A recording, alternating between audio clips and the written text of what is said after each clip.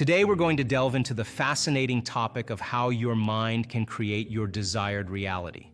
So let's explore 6 signs that indicate your mind is on the path to creating the reality you desire.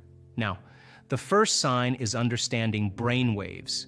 Your brain goes through different states throughout the day, especially during the critical moments of waking up and going to bed.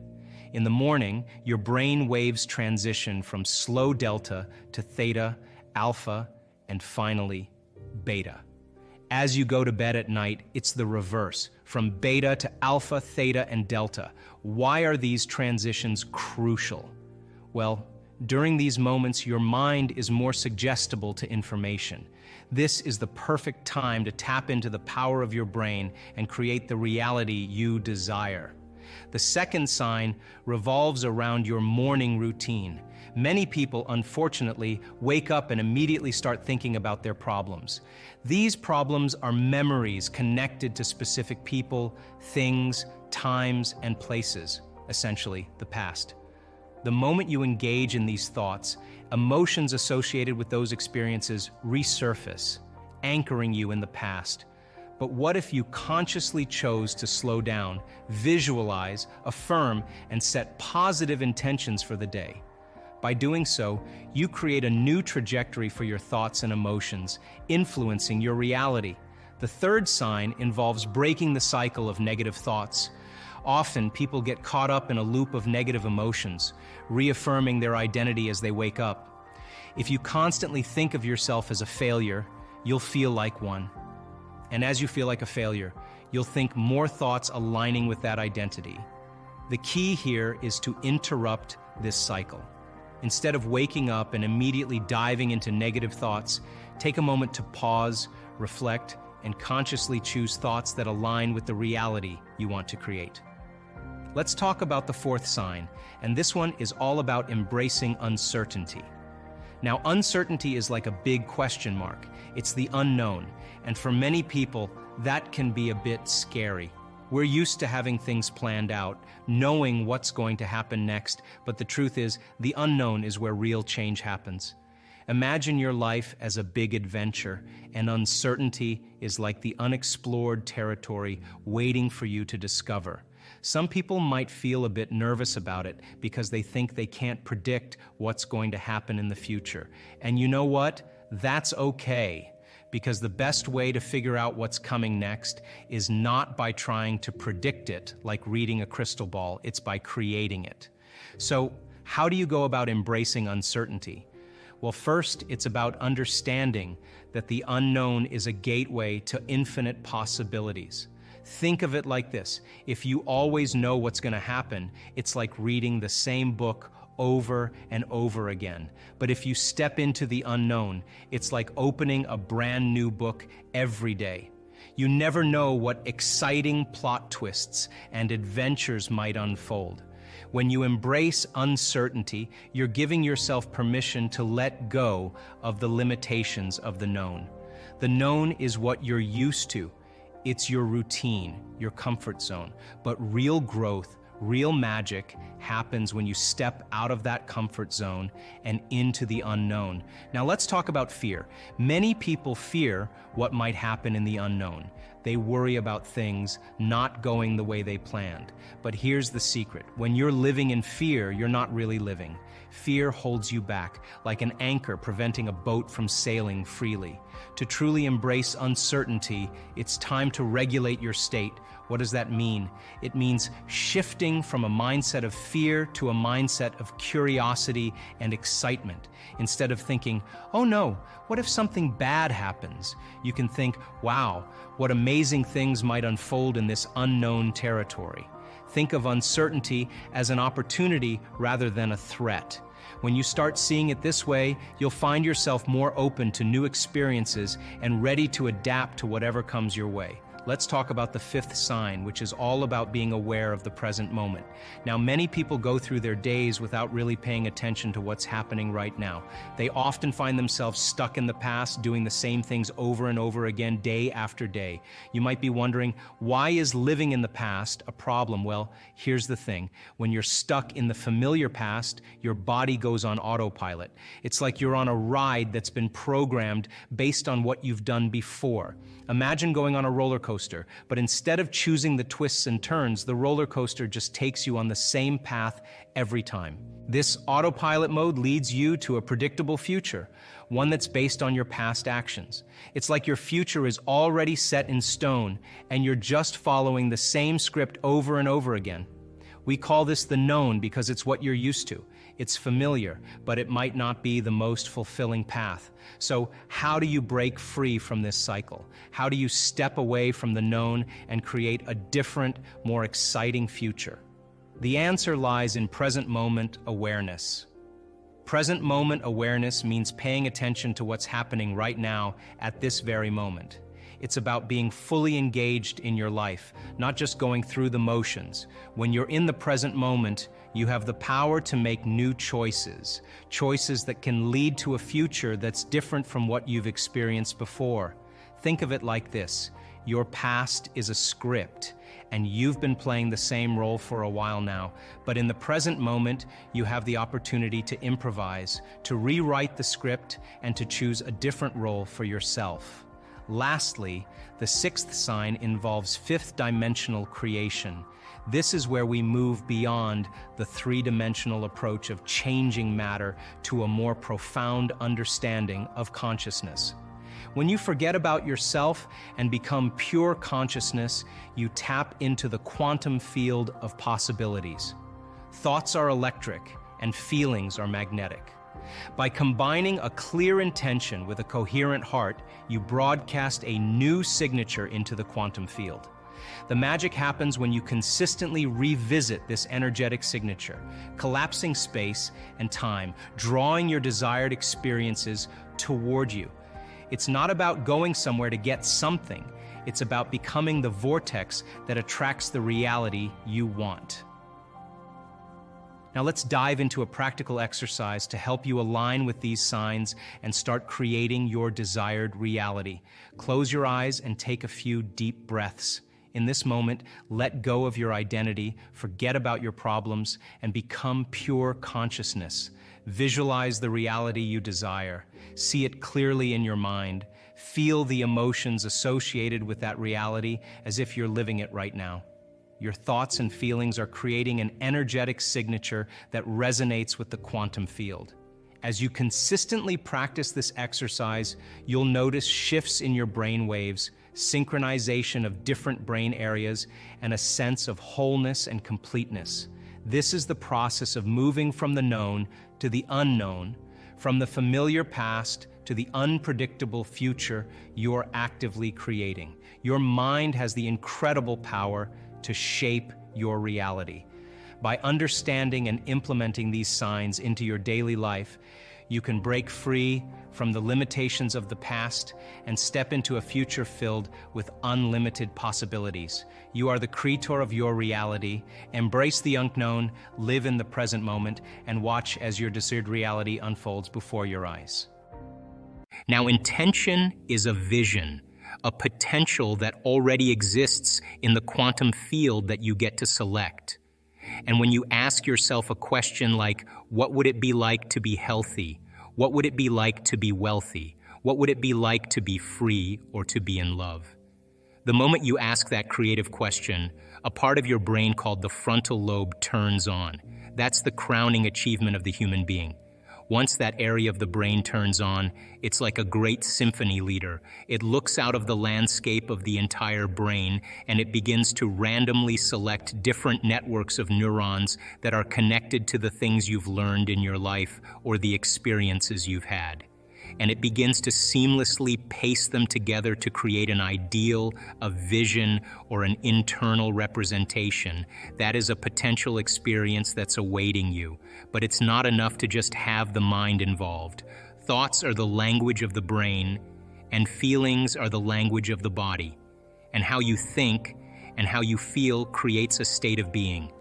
Once you can begin to emotionally embrace that future reality before it's made manifest, when you combine that clear intention with an elevated emotion, the freedom, the joy, the inspiration, the genuine love that you feel, or gratitude from that experience, the moment you do that, your body, as the unconscious mind, begins to believe it's living in that future reality in the present moment. Now you're moving into a new state of being, into a new personality, and a new personality creates a new personal reality. The research that we've done shows that when we teach people how to regulate their internal states, to begin to create more coherence in their brain, and to generate elevated emotions like joy and gratitude and inspiration, that not only does the brain become coherent, but so does the heart. And when the brain is coherent, the heart is coherent. When the heart is coherent, the brain is coherent. And so why don't we live by these states on a daily basis? Primarily because the majority of the time that we live in our waking state of consciousness, 70% of the time, you and I are living by the hormones of stress. And living in stress is living in survival. And when you're living in survival, the very chemicals of survival cause you to function as materialist, defining your reality with your senses. You pay attention to objects and things and people. You begin to believe that your outer world is more real than your inner world. And the side effect of this over time begins to cause us to feel separate from possibility. Why? Because when you're threatened by some predator or some danger in your life, it's not a time to go in. It's not a time to trust the unknown. It's not a time to open your heart and feel love. It's not a time to communicate. It's not a time to create. It's not a time to learn. It's a time to survive. So then in order for us to create, we have to lay down the very thing we used our whole life to get what we want for something greater to occur.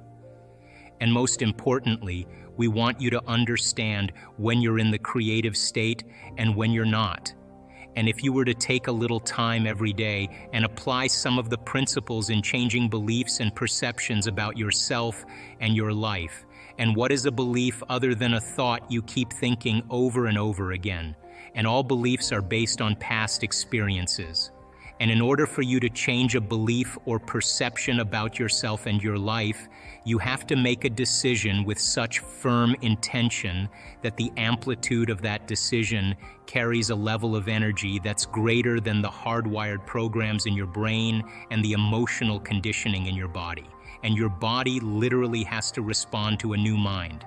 And when the choice becomes an experience that you never forget, that's the moment the past biologically no longer exists in you. People use the word victim so much, and I don't really think we spend a lot of time really unraveling the idea. But if I said to you, Jay, how are you doing today? And you said, well, I'm really upset because of this person or this circumstance or this condition in my life, then what we're saying, this is not conscious, this is an unconscious program. What we're saying is somebody out there is actually controlling the way I'm feeling and the way that I'm thinking. So if something out there is controlling your feelings and your thoughts, you're victim to whoever, whatever that is. Now here's the challenge. The challenge is when things go really well, then you are feeling really good. But when things aren't going very well, then you're feeling pretty bad. So then the end result of that is that many people then become unconsciously reliant on something out there to change how they feel and hear. But if they don't understand that they're creating reality all the time and they're living in lack, in unworthiness, in separation for their whole entire life, waiting for the event to happen to take away their lack or emptiness, well, they'll spend their whole entire life wishing, wanting, waiting, hoping. And so then that creates further separation from things changing. So then the idea then is to turn that battleship around. Is it possible then that the way you think and the way you feel can begin to produce effects in your outer world? Now that isn't something that you swallow in one bite. It's a process of gaining knowledge. It's a process of practice. It's a process of experience. But once you start seeing those synchronicities, those coincidences, those opportunities that start to fall into place because you're experiencing change in your outer world, if you're doing the work, you're going to start paying attention to what you're doing inside of you that's producing. Now it begins to come to you. You become the vortex or the magnet to your destiny. You are not going anywhere to get anything. You are actually collapsing space and time, and you are drawing the experience to you. You are the vortex, because when there's a vibrational match between your energy and that potential that exists in the quantum field by tuning a radio dial, when you lock into that frequency, if you keep revisiting that energetic signature over again every single day, then you don't have to go anywhere and get it. The new job finds you. The new house actually finds you. The new relationship finds you, because you are the vortex that's drawing the experience to you. The universe only gives us what we think we're worthy of receiving. So we got to come initiated into this and understand it. If you want to create a new life, a new personal reality, you got to change your personality, which means you better start thinking about what you've been thinking about and changing it. You begin to become conscious of your unconscious actions or habits or behaviors and modify them. And then we have to begin to look at the emotions that we live by every single day that keep us connected to the past and decide, do these emotions belong in our future? So most people are trying to create a new personal reality as the same personality, and it doesn't work. You literally have to become someone else. And can you select a new possibility in the quantum field and begin to emotionally embrace that future every single day to such a degree that your body, as the unconscious mind, the objective mind, does not know the difference between the experience in your life that's creating the emotion and the emotion that you're fabricating by thought alone, to the degree that you begin to signal new genes and new ways to change your body to look like the experience has already happened. Now, the latest research in epigenetics says it's absolutely possible. This every day, installing the circuitry every day, conditioning the body into the emotion of the future, that your body begins to change to look like it's already happened. Now, this is where it gets fun, because now you no longer have to go anywhere to get it. If you think that your thoughts have something to do with your future, just from a theoretical standpoint, that your thoughts create your destiny, and you think 60 to 70,000 thoughts in one day, and 90% of those thoughts are the same thoughts as the day before, well, then your life isn't going to change very much, as long as you're thinking the same way. If you're not being defined by a vision of the future, then you're left with the memories of the past. Is it possible then that the way you think and the way you feel can begin to produce effects in your outer world? Now, that isn't something that you swallow in one bite. It's a process of gaining knowledge. It's a process of practice. It's a process of experience. But once you start seeing those synchronicities, those coincidences, those opportunities that start to fall into place because you're experiencing change in your outer world, if you're doing the work, you're going to start paying attention to what you're doing inside of you that's producing the effect outside of you.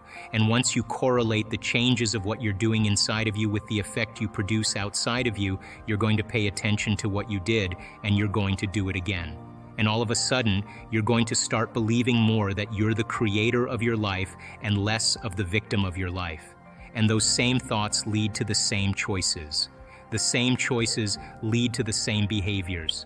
The same behaviors create the exact same experiences, and we anticipate the same feelings or emotions from those experiences, and those emotions are the payoff that drive our very same thoughts. Well, our biology, our neurocircuitry, our neurochemistry, our hormones, and even our gene expression will be equal to how we think, how we act, and how we feel. And how we think, how we act, and how we feel is called our personality. And our personality creates our personal reality. That's it. I want people to begin to understand that thoughts are very powerful, feelings drive our thoughts, and that they can begin to create a better life for themselves once they understand some of these principles. We live in a world where often when people think about visioning the future, they vision stuff. So you have a vision of the car you want, or you have a vision of an amount of money you want, or you have a vision of a home you want, and you see this with people with their vision boards. What's your take on that? And is that the right type of visioning? And what is the right type of visioning? Well, we do so many different variations because I think people integrate information differently. And all of those cars and homes and whatever that is, they are symbols of what it looks like when a person actually arrives at this concept called abundance, right?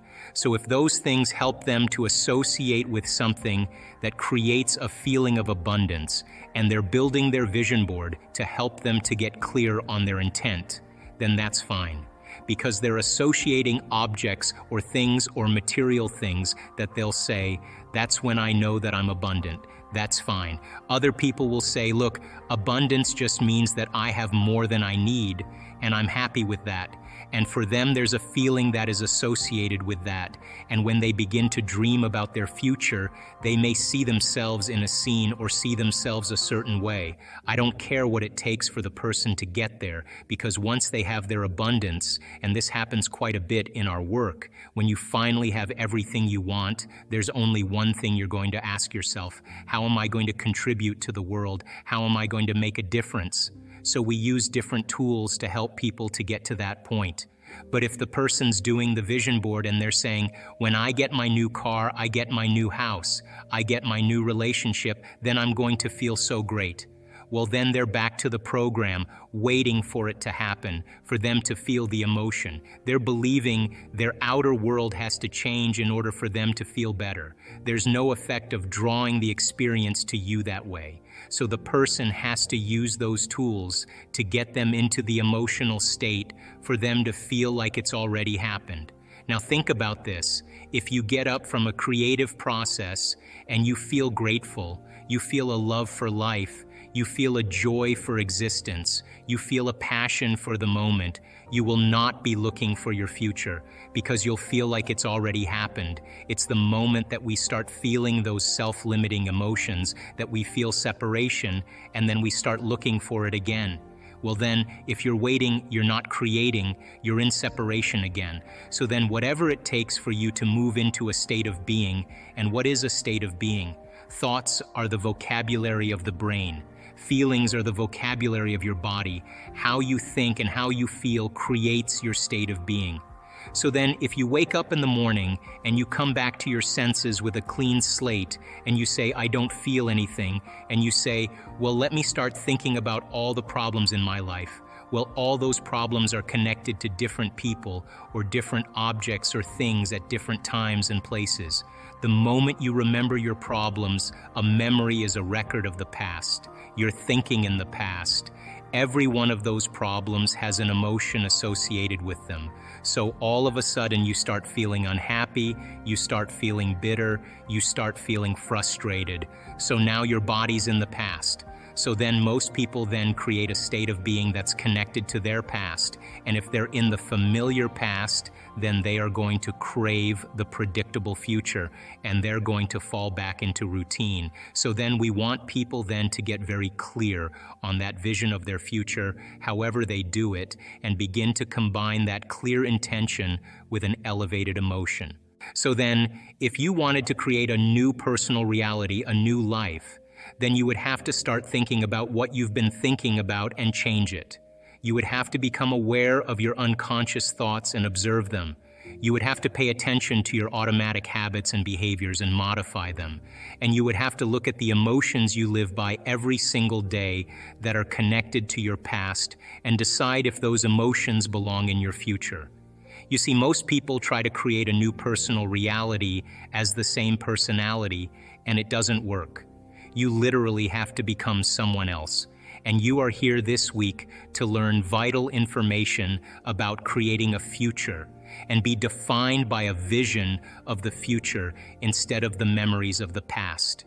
Because if you are not defined by some vision that is bigger than you and you are not passionate about that vision, then you are left with the old hardware of the past in your brain and you will be predictable in your life.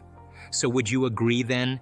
New thoughts, new information should lead to new choices. New choices should lead to new behaviors, and new behaviors should create new experiences, and new experiences should produce new emotions, and those new emotions should drive new thoughts. And that's called evolution. So if your brain is a record of the past and you don't have a vision of the future, then you are living in the past, and you will never arrive at that new future. Now there's another potential for you to exist, free from the chains of the old self. That potential exists right now, and I want you to teach your body emotionally what it would feel like so that it begins to believe it's in the actual experience of freedom. Let your body feel freedom so that it thinks it's in the experience. And I want you to sit in your body emotionally to feel the joy of how you would feel. So the body begins to be in a future potential now, emotionally. And there's a potential for you to have all your needs met and be wealthy. And I want you to instruct your body to experience wealth and the joy of riches ahead of the actual events, so your body thinks it's in the experience. If you feel it, your body thinks it's in the experience. It doesn't know the difference. Now there's a potential in the field for a genius mind, quicksilver thoughts, insights that take you to new horizons. And the electricity that's created from an open mind, teach your body emotionally the joy and the inspiration of what that would feel like, so the body begins to experience your genius and think that it's in the event now. And there's a possibility existing simultaneously in the quantum field of the vitality of a new life, rich with opportunity and awe for adventure, and a sense of unbelievability where you feel like you're in a dream. There's a potential in the quantum field that all your prayers are answered, that possibility finds you, that its prayers are being answered. You have to demonstrate a will that's greater than any program. You have to find a level of intensity or a level of passion that's greater than the body as the mind or any addiction to any emotion. You have to be inspiration, the movement of energy. Don't be afraid of it. Just surrender into it. For some people, their body will do unusual things. That's information trying to be integrated into it. Don't be afraid of it. Just surrender into it. If your body does weird things, more than likely that's energy moving to your brain. If you have a lapse of consciousness or you all of a sudden find yourself on the ground, that's energy moving into your brain. It's happened to me numerous times. It's a sign that you're getting close or at least doing it correctly. Now, where you place your attention is where you place your energy. So you want that energy to move right to the top of your head. Inspiration, the movement of energy. You have to find a level of intensity or a level of passion that's greater than the body as the mind or any addiction to any emotion. Don't be afraid of it. Just surrender into it. On a Sunday morning while she was in the shower, her husband said goodbye to his 2 children, yelled something to her while she was in the shower, and then went to the tallest building in Amsterdam and jumped off the building and committed suicide. Now that is a stressful event.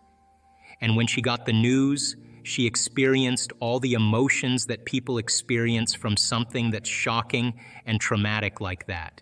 She was suffering. She was in pain. She was resentful. She was guilty. She was confused. She was angry. She went through the whole gamut of emotions. And all of those emotions, by the way, are derived from the hormones of stress. So she has an event in her life. It changes her biologically. She doesn't know how to control her emotional reaction. It turns into a mood, one long emotional reaction. If you keep reviewing that event in your mind, you begin to produce the same chemistry in your brain and body as if the event was occurring. So her body is being conditioned to the past because she's reliving the experience 50 to 100 times in a day, and her body is beginning to believe it's in the same past experience over and over again. It ultimately goes from a mood to a temperament, and now people are asking her in her life, "Why are you so upset?" She tells the story, and she's basically saying, "I am this way because of this event that happened to me 4 months ago." So then if we keep that going for extended periods of time and those emotions are driving our thoughts and we can't think greater than how we feel, Our feelings have become the means of thinking. We're thinking in the past, and now we're stuck in our biology. So one day she wakes up, and she's completely paralyzed from her waist down, and she can't get out of bed, so they rush her to the hospital. They do MRIs, they do all the tests. They can't find anything significant with her, so they just diagnose her with neuritis. And so now she's bedridden, and she cannot literally get out of bed. So now she can't work, she can't take care of her children. Her mother has to move in with her, and she doesn't have any money because she's not working, and her stress levels go up. So now the condition gets worse. As her stress levels go up, it's the same chemicals of stress that are knocking the brain and body out of balance, signaling the wrong genes in the wrong way. And another few months later, she develops these huge ulcerations in all the mucous membranes of her body, in her mouth, her throat, her upper stomach, her bladder, her vagina, her anus. She's got these huge ulcers. Now she can't eat, and if she can't eat, she's knocking her body now out of chemical balance even more, and it hurts. So now she's spiraling downward, and then she finally starts noticing her symptoms getting worse. And she goes to the doctor, and they diagnose her with esophageal cancer. Now, the moment she gets the diagnosis of esophageal cancer, now she gets even more stressed, and she's in fear now, and she realizes that her children may not have a mom. And so she came to one of our workshops, and I remember specifically because she came in with crutches and a wheelchair and a walker, and she sat on the left side of the room. And it was an introductory level course, and she understood that she could change it intellectually, but she had a very big challenge ahead of her, and she realized how much she was in her past. She had a vision of her future. Like, she wasn't visualizing anything, she just got a very clear vision.